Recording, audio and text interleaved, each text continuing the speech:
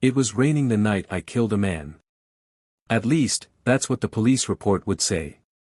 The truth? I didn't even know his name when his body hit the ground.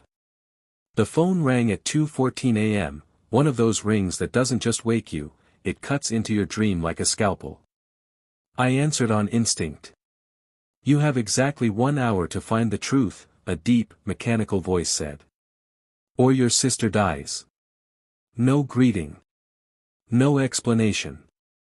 Just that. And then, click. The sound of rain against my window suddenly seemed louder, heavier, like the whole city was holding its breath. I tried calling back.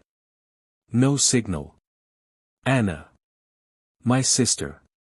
My only real family. She was a private investigator, stubborn to the point of being suicidal.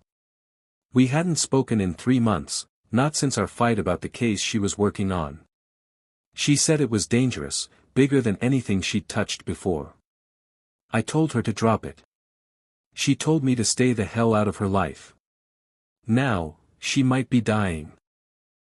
When I stumbled into my living room, there it was, a plain brown envelope on my coffee table. No one had been inside my apartment.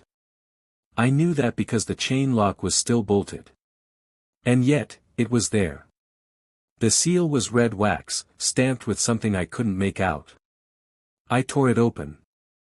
A photograph fell into my hands. Anna, tied to a chair. Her face bruised, lip split, blood dried at the corner of her mouth. Behind her, a shadowy figure in a dark coat, holding a gun. On the back of the photo. Coordinates. And a number, 58 minutes and 21 seconds. The countdown had begun. The streets were empty as I drove, wet asphalt reflecting neon like a dirty mirror. The coordinates took me to the docks, a graveyard of rusted warehouses and forgotten cargo. I stepped inside the building, the smell of seawater and oil choking me. That's when my phone buzzed again. A text. She was getting too close. You will finish what she started. At the far end of the warehouse was a locked steel case with my name stenciled on it. I pried it open with a crowbar lying nearby. Inside, were files. Dozens. Crime scene photos. Autopsy reports. Bank statements. Every document connected to one name. Detective Michael Cross. A hero cop. A man I had known for 10 years. My best friend. The hairs on my neck rose. Footsteps. Slow. Deliberate. Funny thing about secrets, a voice came from the shadows, they're heavier than bullets. Cross stepped into the dim light, rain dripping from his coat. He looked older, harder. She was digging in the wrong place, he said. I tried to warn her. What did you do to her? I demanded. He sighed. It's not me you should be worried about. You're already part of this whether you like it or not. The people behind this, they don't leave loose ends. Then he tossed something at my feet, a burner phone. When they call, you'll do exactly what they say. Or Anna's dead. The phone rang. A voice, the same mechanical one, gave me an address. No explanations. I followed it to a shabby apartment complex in the industrial district. Apartment 4B's door was unlocked. Inside was a man tied to a chair, duct tape over his mouth. He was alive, eyes wild with terror. A knife lay on the floor in front of him. Next to it, a gun. The phone buzzed again. One of these men is guilty. The other is innocent. You have 5 minutes. I froze. What do you mean, one of these men? That's when I saw movement in the corner, another man, identical to the first, bound and gagged. Twins. The voice said, one of them killed your father.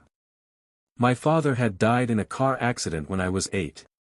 Or so I'd been told. Something in my chest twisted.